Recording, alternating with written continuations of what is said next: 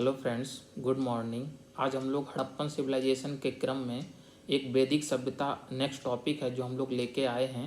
UPSC और UPPCS specially उनके mains और ऑब्जेक्टिव प्रश्न के लिए महत्वपूर्ण होगा। ध्यान से सुनिएगा और जो फैक्ट्स मैं बता रहा हूँ आप उनको राइट डाउन भी कर सकते हैं मेमोराइज करने के लिए, और दिमाग में कंसेप्चुलाइज बनाइएगा पिक्चर्स, ताकि मेंस पॉइंट ऑफ व्यू से हेल्पफुल हो। तो हम लोग अभी शुरू करेंगे वैदिक काल। तो वैदिक एजेस जो है हड़प्पन सिविलाइजेशन के बाद ही आती है, यानी कि जैसा कि हम लोग पहले ही पढ़ चुके हैं कि हड़प्पन सिविलाइजेशन जो था वो अर्बन सिविलाइजेशन था, शहरी सिविलाइजेशन था। लेकिन जो वैदिक सिविलाइजेशन है, वैदिक सभ्यता है, उसके लोगों समाज के लोग जो हैं वो ग्रामीण लोग हैं। तो ये महत्वपूर्ण बात जो मैंने आपको बताई, इसमें सबसे पहले इसका जो टाइम पीरियड है वैदिक सभ्यता का वो 1500 बीसी से 600 बीसी तक का माना जाता है, जिसको दो पार्ट में हम तोड़ सकते हैं। और इसमें महत्वपूर्ण चीज़ है कि इसको वैदिक सभ्यता क्यों कहते हैं। वैदिक सभ्यता इसको इसलिए कहते हैं क्योंकि इसके सारे के सारे साक्ष्य समाज के, वैदिक समाज के वेदों से ही प्राप्त होते हैं, जिसमें एक पहला महत्वपूर्ण स्रोत है ऋग्वेद और दूसरा है ब्राह्मण शतपथ। ब्राह्मण जो दो ग्रंथ हैं उनसे साक्ष्य प्राप्त होते हैं। इसलिए हम लोग वैदिक सभ्यता को समझने के लिए इसको दो भागों में तोड़ देंगे। पहला होगा ऋग्वैदिक काल और दूसरा होगा पोस्ट ऋग्वैदिक काल। इसका मतलब है कि उत्तर वैदिक काल। ये दो चीज़ें महत्वपूर्ण है। तो सबसे पहले हम लोग समझेंगे कि ये वैदिक काल का शुरुआत या वैदिक एज का सभ्यता का शुरुआत कैसे माना जाता है। तो इसमें रहने वाले समाज के लोगों को सबसे पहले तो आर्य कहा जाता था।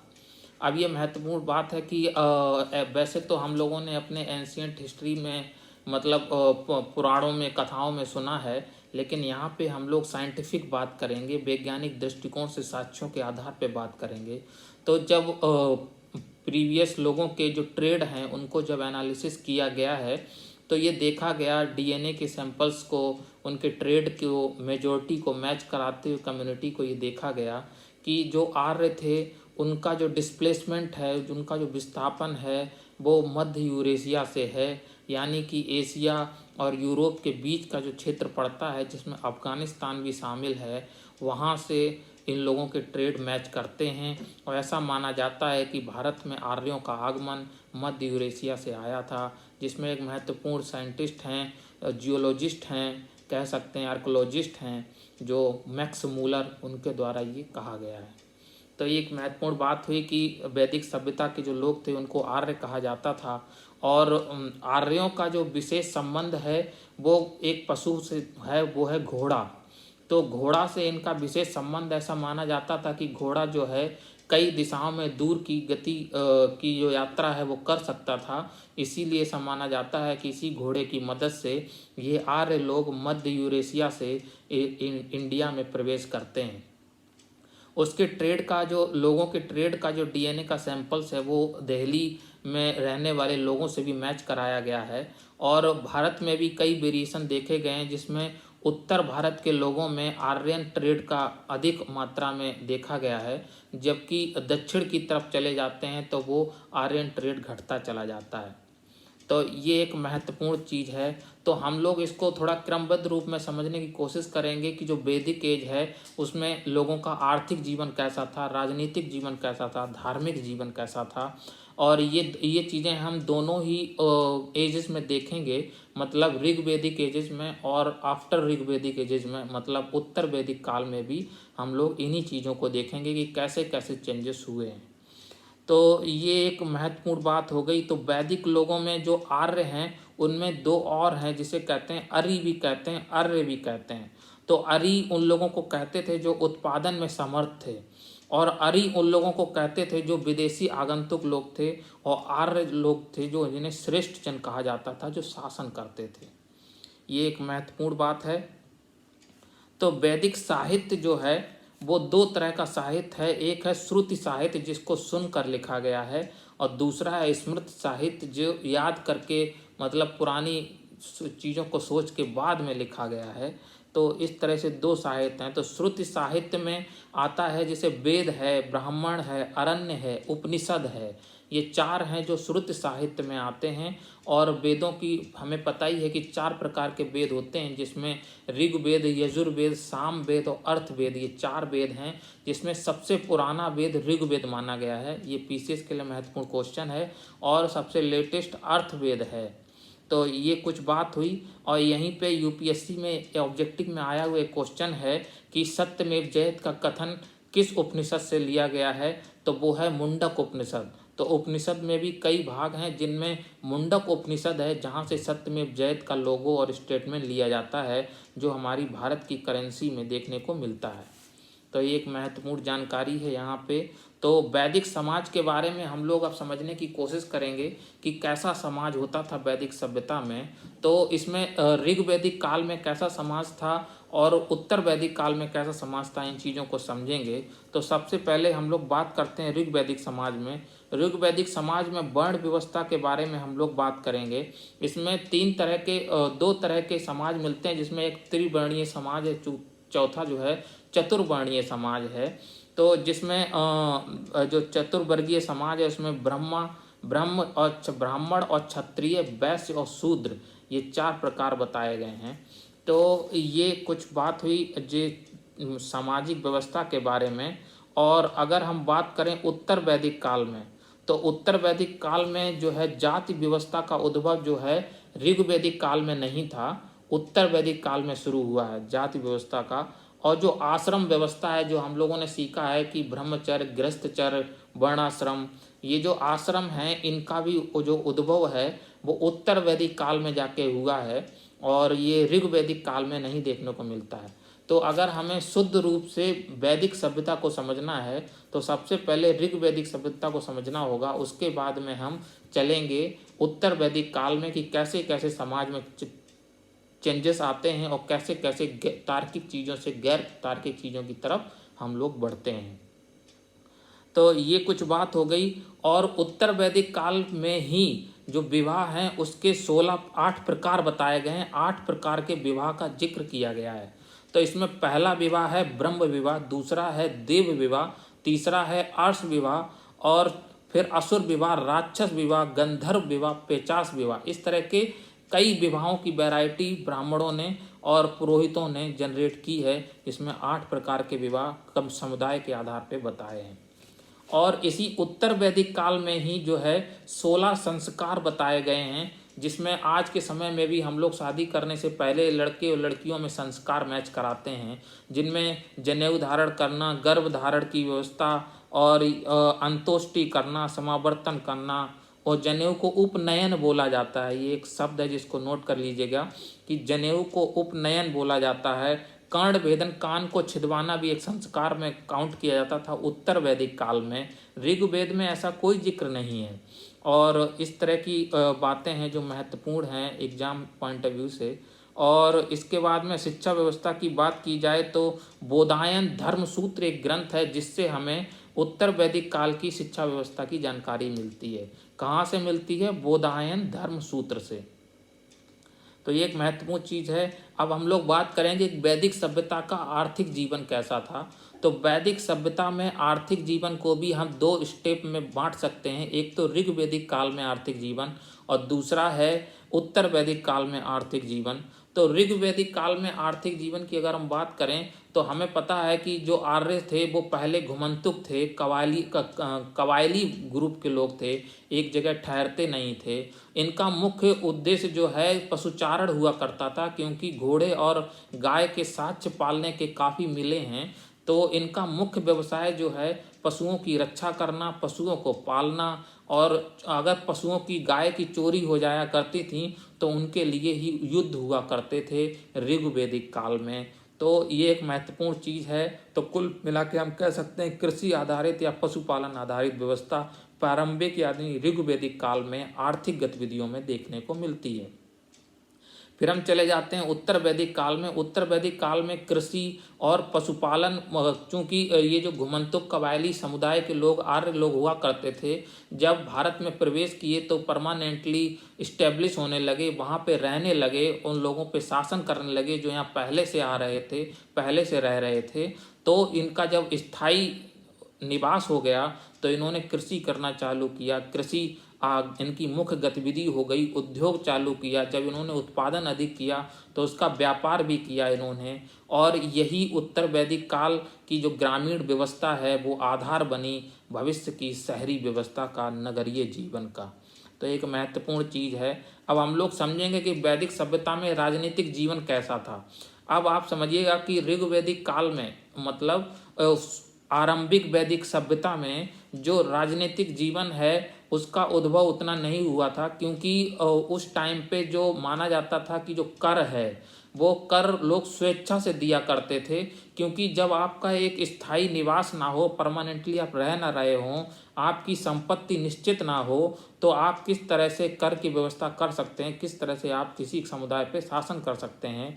इसलिए राजनीतिक व्यवस्था उस टाइम की बहुत ही लचर मानी जाती है। लेकिन जैसे जैसे हम उत्तर वैदिक काल में जाते हैं और समाज वहाँ का जब परमानेंटली स्टेब्लिश होकर रहने लगता है, कर व्यवस्था हो जाती है, बलि राजा का अधिकार हो जाता है उत्तर वैदिक काल में, तब ये राजनीतिक गतिविधियाँ होती हैं। लेकिन फिर भी हमें कुछ राजनीतिक समाज दिखाई देता है ऋग्वैदिक काल में। उसमें पहला है कि राजा जो है वो सभा के द्वारा चुना जाता था।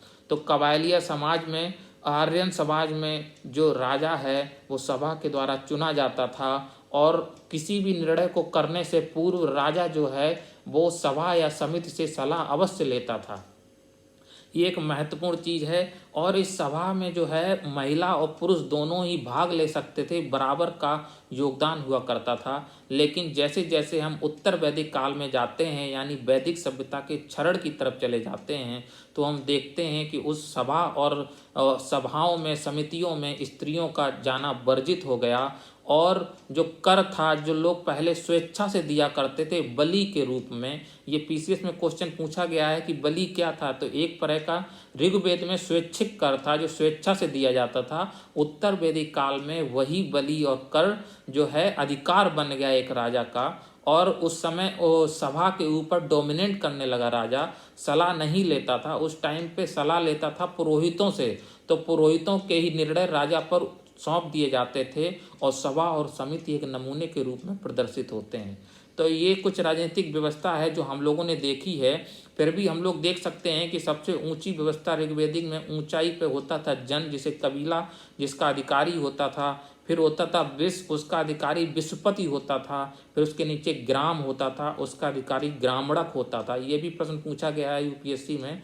और एक सबसे आखिर में कुल होता था, जो परिवार का मुखिया कह सकते हैं, जिसको कुलपा अधिकारी है, कुलपा कहा जाता था। ये एक टर्म है जिसको आप नोट कर लीजिएगा।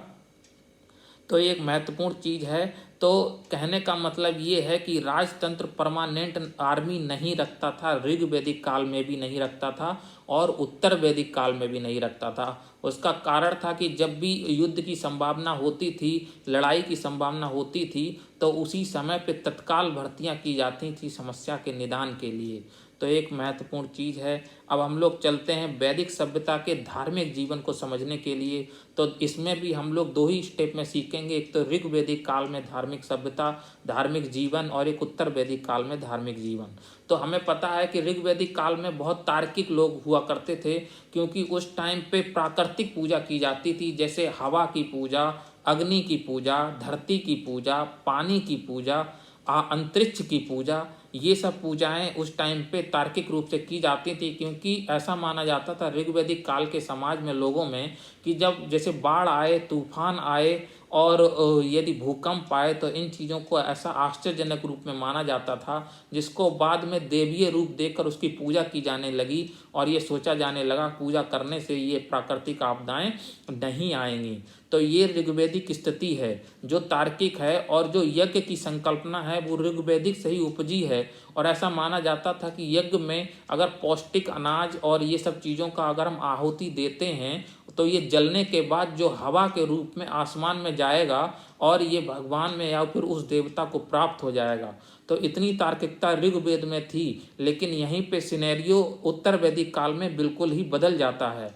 तो आप समझ रहे हैं, जो ऋग्वेदिक काल है उसमें देवों की संख्या 33 मानी जाती है मात्र, जो कि प्रकृति से संबंधित हैं, धरती से संबंधित हैं। लेकिन जब हम उत्तर वैदिक काल में चले जाते हैं तो पुरोहितों का दबदबा होने की वजह से जो जटिल कर्म कांडों की उत्पत्ति होती है और गैर तार्किक चीज़ों की उत्पत्ति हो जाती है। कई देवता हो जाते हैं, जितने जितने कबीले हैं, उतने जितने जितने समुदाय हैं, उनके अपने अपने देवता जनरेट हो जाते हैं। और मंत्रोच्चार की बात है जिसमें बोला जाता है कि यदि आप शुद्ध मंत्र का उच्चारण करेंगे तो ही देवता प्रसन्न होंगे। ऐसी बात उत्तर वैदिक काल में जनरेट होती है, वैदिक सभ्यता की क्षीण अवस्था में जनरेट होती है। और चूंकि ऋग्वेदिक काल में जो यज्ञ होता था उसका मुख्य उद्देश्य था ताकि सुख समृद्धि की प्राप्ति, संतान की प्राप्ति, भौतिक सुखों की प्राप्ति। लेकिन जब उत्तर वैदिक काल में चले जाते हैं तो हम देखते हैं कि यज्ञ और कर्मकांडों का जो मुख्य उद्देश्य होता था वो था मोक्ष की प्राप्ति, कर्मों से स्वतंत्र होने की प्राप्ति। तो ये एक महत्वपूर्ण बात है। तो यज्ञ को भी कई प्रकार हो गए थे, जैसे दैनिक यज्ञ, दैनिक गतिविधियों के लिए भी यज्ञ हुआ करता था, विशेषकर विशेष अवसरों के लिए भी यज्ञ हुआ करता था, और एक राजा महाराजा महायज्ञ कराया करते थे। तो ये कुछ महत्वपूर्ण चीज़ें थीं जो हमने ऋग्वैदिक सभ्यता के बारे में हमने एकदम ऑर्डर से पढ़ी हैं। अब हम लोग कुछ बात प्री पॉइंट ऑफ व्यू से कर लेते हैं। तो हम लोग कहें कि आर्यों की भाषा क्या थी, तो इंडो यूरोपियन लैंग्वेज बोलते हैं, हिंद यूरोपियन भाषा होती थी। इनका निवास स्थान क्या था, तो अल्पास का जो पर्वत है कि पूर्व में यूरेशिया का क्षेत्र है, वो इनका निवास पर्वत था। ये प्री पॉइंट ऑफ व्यू से महत्वपूर्ण चीज़ें मैं आपको बता रहा हूँ पीसीएस और यूपीएससी के। और आगे हम लोग देखते हैं कि नदियों और वनों से ये लोग परिचित थे। तो प्रश्न आ सकता है कि क्या ये आर्य लोग या वैदिक सभ्यता के लोग वनों से और नदियों से परिचित थे? तो जी बिल्कुल परिचित थे। इनका व्यवसाय क्या था, तो पशुचारण इनका व्यवसाय था, यानी कि कृषि गौड़ हुआ करती थी ऋग्वैदिक काल में। लेकिन जब हम उत्तर वैदिक काल में चले जाते हैं तो वहाँ पशुचारण, गौड़ और कृषि जो है मुख्य हो जाती है। और इसकी सबसे महत्वपूर्ण बात है कि ऋग्वैदिक सभ्यता में या फिर पूरी कंप्लीट वैदिक सभ्यता में जो समाज है वो पुरुष प्रधान समाज है, पुरुष सत्तात्मक व्यवस्था है। यह महत्वपूर्ण चीज़ है। फिर भी ये प्री पॉइंट ऑफ व्यू से महत्वपूर्ण चीज़ें हैं जो मैं आपको बता रहा हूँ। इसमें एक चीज़ है कि आर्यन समाज में या फिर वैदिक सभ्यता में घोड़े का महत्व है। कई जानवर लिस्ट करके दे देता है और हमें बताना होता है कि किसका सबसे ज़्यादा महत्व था, तो घोड़े का। और इसमें पालतू घोड़े का उपयोग देखा गया है। और इसमें एक महत्वपूर्ण चीज़ जो मैं बताना चाहता हूँ कि ऋग्वेद में आर्यों का उल्लेख 36 बार यानी 36 बार आया है। ये एक महत्वपूर्ण चीज़ है। तो टोटल ऋग्वेद में 10 मंडल हैं, जिसमें से पहला और 10वां मंडल सबसे बाद में जोड़ा गया है। और यानी कि अगर हमको मूल भावना को ऋग्वेद की समझना हो तो हमें पहले और 10वें को छोड़कर मतलब 1 से 7 तक के ओल्ड मंडल्स को हमें अध्ययन करना पड़ेगा। तो ये एक महत्वपूर्ण चीज़ है। और इसमें एक महत्वपूर्ण चीज़ है कि ईरानी एक दस्तावेज है अवेस्ता करके। तो ये अवेस्ता ईरानी भाषा में ग्रंथ है। ऋग्वेद की अधिकतर बातें जो हैं अवेस्ता के ग्रंथ से मैच खाती हैं। ये प्री पॉइंट ऑफ व्यू से पीसीएस के बहुत महत्वपूर्ण प्रश्न है, जिसका उत्तर है कि अवेस्ता एक ईरानी भाषा का ग्रंथ है जिससे अधिक मैच खाती हैं। तो एक महत्वपूर्ण चीज़ है। दूसरी बात यह है कि आर्यों के साक्ष्य जब पूरे विश्व में देखे गए हैं तो जो अभिलेख हैं, जो पत्थरों पर लिख के आर्यों के वर्ड जो हैं पत्थरों पर लिख के जो देखे गए हैं वो कई जगह से देखे गए हैं, जैसे तुर्की से, इराक से, सीरिया से। लेकिन आश्चर्य की बात है कि भारत में कोई भी साक्ष्य आर्यों का अभिलेख लिखा हुआ नहीं मिला है। तो ये एक महत्वपूर्ण चीज़ है। तो तुर्की से जो पाया गया अभिलेख है वो है हिट्टाई अभिलेख, और इराक से पाया हुआ अभिलेख को मित्तनी अभिलेख कहते हैं। सीरिया से लिखा हुआ अभिलेख मित्तनी अभिलेख है, और इराक से पाया हुआ अभिलेख करसाइट का अभिलेख कहा जाता है। तो ये महत्वपूर्ण चीज़ें हैं जो मैच करने के लिए दे देता है कि इराक का करसाइट अभिलेख और सीरिया का मित्तनी अभिलेख और तुर्की का हित्ताई अभिलेख जो है वो आर्यन के उपस्थिति के प्रमाण देते हैं। तो ये एक महत्वपूर्ण चीज़ है जो हम लोगों ने बात की कि जो तजाकिस्तान है वहाँ से घोड़े और शवाधान के प्रथा के जो प्रमाण हैं, साक्ष्य हैं, वो मिलते हैं। और ऋग्वेदिक काल में सुवास्तु नदी और गोमती नदी का जिक्र है। तो ये भी प्रश्न आ जाता है कि इनमें से कौन सी नदी का जिक्र ऋग्वेदिक काल में है। तो गोमती नदी और सुवास्तु नदी का जिक्र जो है ऋग्वेदिक काल में है। आरंभिक जो आर्य निवासी थे वो पूर्वी अफगान में, पाकिस्तान में और पंजाब और हरियाणा के क्षेत्र में रहते थे। ये एक महत्वपूर्ण बात है।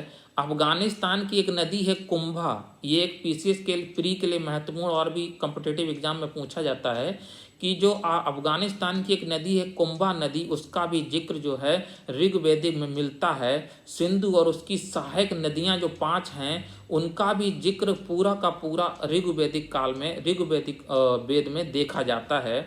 तो आर्यों की सबसे प्रमुख नदी का अगर प्रश्न आए कि सबसे प्रमुख नदी आर्यों की कौन सी है, तो सिंधु नदी जो है वो आर्यों की सबसे प्रमुख नदी है। लेकिन यदि प्रश्न पूछा जाता है कि आर्यों की सर्वश्रेष्ठ नदी कौन सी है, तो ऋग्वेद में सर्वश्रेष्ठ नदी का जिक्र सरस्वती का किया गया है, जिसके साक्ष्य हरियाणा, राजस्थान में घग्गर तथा हाकरा के सूखे हुए स्रोतों से देख सकते हैं, जिसे माना जाता है कि वो नदी आज सूख गई, जिसका संगम जाके बनारस में होता है गंगा यमुना सरस्वती का, जिसमें सरस्वती सुसुप्त अवस्था में मानी जाती है। तो सरस्वती का उल्लेख दक्षिणी अफगान की हरत्वती हेमलंद नदी से मैच करता है। तो जो ऋग्वेदिक काल में जो सरस्वती नदी है उसकी जो विशेषताएं बताई गई हैं वो अब दक्षिणी अफगान में उपस्थित एक हेमलंद नदी है उससे मैच खाती हैं। ये भी प्री पॉइंट ऑफ व्यू से महत्वपूर्ण प्रश्न है। तो एक और चीज़ है कि आर्यों का प्रथम निवास जो है जहाँ पे ये लोग रहते थे उसे सप्त सिंधु के नाम से जाना जाता था, क्योंकि वहाँ पे 7 नदियों का संगम हुआ करता था। तो वो प्रदेश जहाँ पे वो रहते थे वो सप्त सिंधु के नाम से प्रसिद्ध हुआ। तो ये एक महत्वपूर्ण चीज़ है जो हम लोगों ने देखी है। अब हम लोग कुछ मेंस पॉइंट ऑफ व्यू से समझने की कोशिश करेंगे कि ऋग्वेद में जो सूक्त हैं वो उनके सूक्तों को जब निकाल के गाने योग्य सूक्त निकाल दिए जाते हैं तो वो सूक्तों का जो कलेक्शन है वो सामवेद में डाला गया है। और जो यजुर्वेद है उसमें गाने के सूक्त और अनुष्ठान के सूक्त दोनों ही सूक्त हैं। मतलब गाने के साथ साथ हमें कौन कौन से अनुष्ठान करने हैं ये भी यजुर्वेद में प्रस्तुत किया गया है। उसके बाद में फिर हम लोग अर्थवेद में जाते हैं तो दैनिक जीवन की, समाज की समस्याओं और उनसे निदान के लिए पुरोहितों के दिए गए कर्मकांडों को अर्थवेद में समाहित किया गया है। तो एक महत्वपूर्ण चीज़ है, इसमें एक जानकारी मैं और देना चाहता हूँ कि जैसा कि हम लोग रामायण में पढ़ते हैं कौशल हुआ करता था और उसकी वजह से कौशल प्रदेश जो है राम की कथा से जुड़ा है, लेकिन वैदिक सभ्यता में राम की कथा का कोई उल्लेख नहीं मिलता है। ये एक बहुत ही आश्चर्य की बात है। तो सभाओं में, जैसा कि हम लोग पहले ही जान चुके हैं कि सभाओं में स्त्रियों पर रोक उत्तर वैदिक काल में लगा दी गई थी और राजा का बोलबाला था। राजा का निर्वाचन तो होता था लेकिन वो टैक्स का अधिकारी होता था।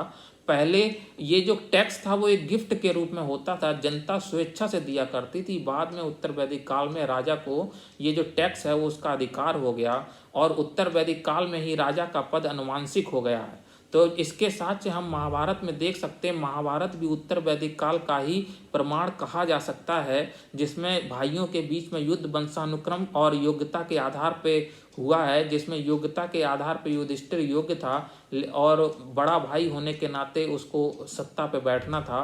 तो ये जो दिखाता है कि राजा का पद उत्तराधिकार में वंशानुगत हो गया था, तो राजा का इफेक्ट महत्वपूर्ण हो गया था। और ये एक महत्वपूर्ण चीज़ है कि उत्तर वैदिक काल में यज्ञ प्रचलन में आए, जिसमें कई प्रकार के यज्ञ हुआ करते थे। उसमें पहला था वाजपेय यज्ञ, दूसरा था राजसूय यज्ञ, तीसरा था अश्वमेध यज्ञ। तो जो वाजपेय यज्ञ है वो एक्चुअली में रथ दौड़ हुआ करती थी, रथ दौड़ में विजय होने का प्रमाण था। और राजसूय यज्ञ का मतलब था कि जब राजा को दिव्य शक्तियां प्राप्त करनी होती हैं तो पुरोहितों ने ऐसा ज्ञान दिया था कि राजसूय यज्ञ कीजिएगा। और उसमें आश्चर्य की बात यह है कि 2,40,000 गायों को राजसूय यज्ञ में दान दिया जाता था। तो जिससे मोस्टली जो फायदा होता था वो पुरोहितों का ही होता था, इसलिए उनका जो है सजेशन होता था राजसूय यज्ञ करवाने को लेके। तो तो एक महत्वपूर्ण चीज़ है। अब हम चलते हैं कि अश्वमेध यज्ञ में एक घोड़ा छोड़ा जाता था जिस पे राजा के साम्राज्य का झंडा लगा होता था, और वो घोड़ा अगर कोई नहीं रोकता था, जिस भी गली से वो गुजरता था, तो ये माना जाता था कि वहाँ पे एक छत्र राज उस राजा का है। तो ये कुछ चीज़ें थी, लेकिन उत्तर वैदिक काल और वैदिक काल दोनों में ही परमानेंट आर्मी का कोई भी जिक्र नहीं मिलता है। तो पहले 16 प्रकार के पुरोहित हुआ करते थे। उन ऋग्वैदिक काल में 16 प्रकार के पुरोहित थे जो राजा को उसके कर्तव्य का ज्ञान कराते थे, जिनमें से एक थे ब्राह्मण। लेकिन उत्तर वैदिक काल में जो ब्राह्मण हैं वो 16 पुरोहितों के ऊपर डोमिनेट कर गए और बाद में हेड हो गए हैं। तो एक महत्वपूर्ण चीज़ है। और उत्तर वैदिक काल में भी जो उपनयन संस्कार पहले सिर्फ ब्राह्मणों में था, उसका अधिकार ब्राह्मण, क्षत्रिय और वैश्य तीनों को दे दिया गया, लेकिन शूद्रों को अभी भी नहीं दिया गया। और ये परिभाषित किया गया कि शूद्रों का अधिकार है, शूद्रों का कर्तव्य है ब्राह्मण, क्षत्रिय और वैश्य की सेवा करना। ये उत्तर वैदिक काल की उपज है। तो ये एक महत्वपूर्ण चीज़ है। और उत्तर वैदिक काल में अगर हम ऑब्जर्वेशन करें तो टैक्स जो है चारों वर्णों में सिर्फ वैश्य ही दिया करते थे, क्योंकि वैश्य ही जो है व्यवसाय किया करते थे। बाद में हम लोग देखेंगे कि वैदिक काल के बाद में जब बौद्ध और जैन धर्म का उदय होता है तो वो वैश्यों और जो बड़िक वर्ग है वहीं से उदय होता है, क्योंकि उनकी ब्राह्मणों से रुष्टता हो गई थी। और इसमें एक ऑब्जर्वेशन ये है कि ब्राह्मण और क्षत्रियों के बीच में मतभेद भी होते रहे हैं दान पुण्य को लेकर, अधिक से अधिक लाभ को लेकर। लेकिन जब भी बात आती थी वैश्यों पे शासन करने की, तो ब्राह्मण और क्षत्रिय एक दूसरे की एकता को प्रदर्शित करते थे और शूद्रों को आज्ञा देते थे कि आप उनकी सेवा कीजिएगा। तो ये कुछ महत्वपूर्ण चीज़ें हैं जो हम लोगों को जाननी चाहिए वैदिक सभ्यता के बारे में। तो हम लोग पहले ही पढ़ चुके हैं कि ऋग्वैदिक सभ्यता में पुरुष सत्तात्मक समाज हुआ करता था, और पोस्ट वैदिक में भी पुरुष सत्तात्मक समाज था। लेकिन हम लोग ऑब्जर्व कर चुके हैं कि पुरुष सत्तात्मक समाज ऋग्वेद में होते हुए भी बराबर के अधिकार दिए गए थे। सभा में स्त्रियों का आगमन, मंत्रों का जाप स्त्रियां भी कर सकती थीं, लेकिन उत्तर वैदिक काल में स्त्रियों का जाप बाध्य कर दिया गया, सभा में स्त्रियों को नहीं प्रवेश करने दिया गया। तो परिवार का मुखिया पिता हुआ करता था। ये भी एक महत्वपूर्ण चीज़ है। अब आप समझिए कि पुत्र की संतान की उत्पत्ति में पुत्र की अभिलाषा का जन्म कैसे हुआ, कि जो ऋग्वैदिक काल है उसमें जो परिवार का मुखिया हुआ करता था वो युद्ध में जाया करता था। युद्ध में जाने के लिए, वीरता के लिए वो हमेशा ही एक पुत्र की कामना करता था, वीर पुत्र की कामना किया करता था। यही बाद में आज तक पुत्र की अभिलाषा चली आ रही है। हालांकि ऐसे ऐसे युद्धों की समाप्ति हो चुकी है जहाँ पे वीरता का कोई काम नहीं रह गया है। तो एक महत्वपूर्ण चीज़ है, स्त्रियां सभा में भाग लेती थी, यज्ञ में आहुति भी दिया करती थी ऋग्वैदिक काल में। सूक्त मौखिक रचना जो है, आप साक्ष्य देखेंगे कि ऋग्वैदिक काल में जो सूक्त हुआ करते हैं उनकी जो मौखिक रचना है उसमें 25 स्त्रियों का योगदान है। ये एक महत्वपूर्ण चीज़ है जो उत्तर वैदिक काल में देखने को नहीं मिलती है। और ऋग्वैदिक काल में जो है बहुपति प्रथा के संकेत भी मिलते हैं। और उत्तर वैदिक काल की जो महाभारत की कथा है उसमें भी जो है 5 पतियों का संकेत एक स्त्री के लिए दिया गया है, जो बहुपति प्रथा की ओर ही संकेत करता है। विवाह संस्था के रूप में हुआ करता था। लेकिन ऋग्वैदिक काल में हमने ऑब्जर्व किया है कि पुत्र की पहचान माता के नाम से की जाती थी, जैसे हम लोगों ने महाभारत में भी देखा है। कौन्ते मतलब कुंती पुत्र, लेकिन फिर भी ओवरऑल हम देखेंगे तो पुत्र सत्तात्मक समाज ही हुआ करता था।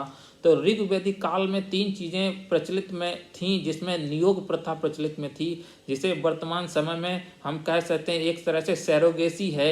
जब किसी स्त्री का गर्भ धारण नहीं हो रहा होता है तो किसी सन्यासी के योग बल के माध्यम से उसका गर्भ धारण किया जाता है, इसे नियोग प्रथा कहते हैं, जिसका चलन ऋग्वेद में था। लेकिन उत्तर वैदिक काल में और बाद में ये अभिशाप के रूप में सामने आया, गलत माना जाने लगा, और आज ये मॉडर्न टाइम में वैज्ञानिक दृष्टिकोण से सैरोगेसी को अडॉप्ट किया जा रहा है।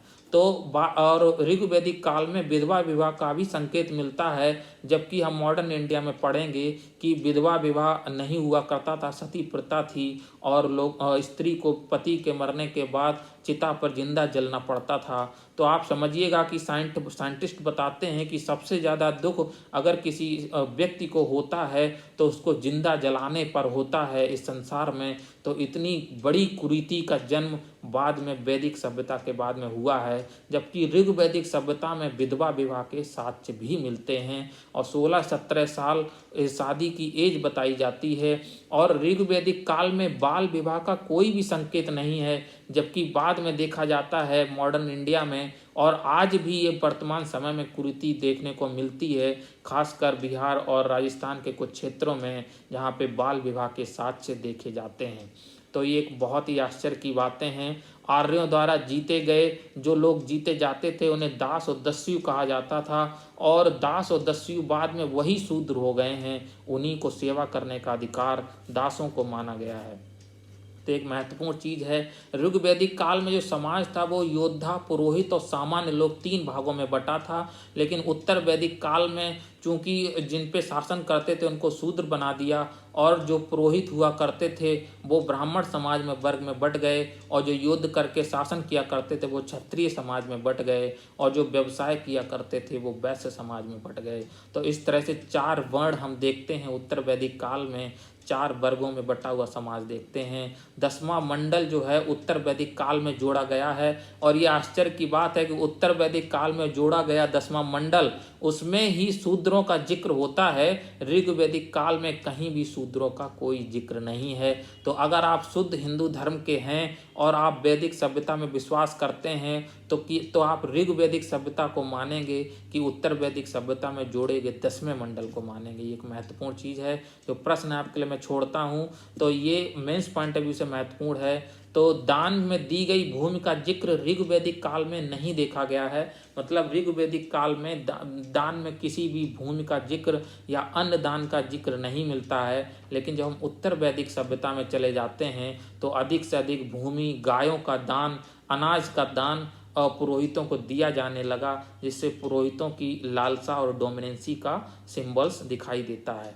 तो ये महत्वपूर्ण चीज़ है। वैदिक काल में जो हम देखते हैं, ऋग्वैदिक काल में जो अग्नि होती है उसको मानव और देवता के बीच के संबंध को स्थापित करने वाला माना जाता है।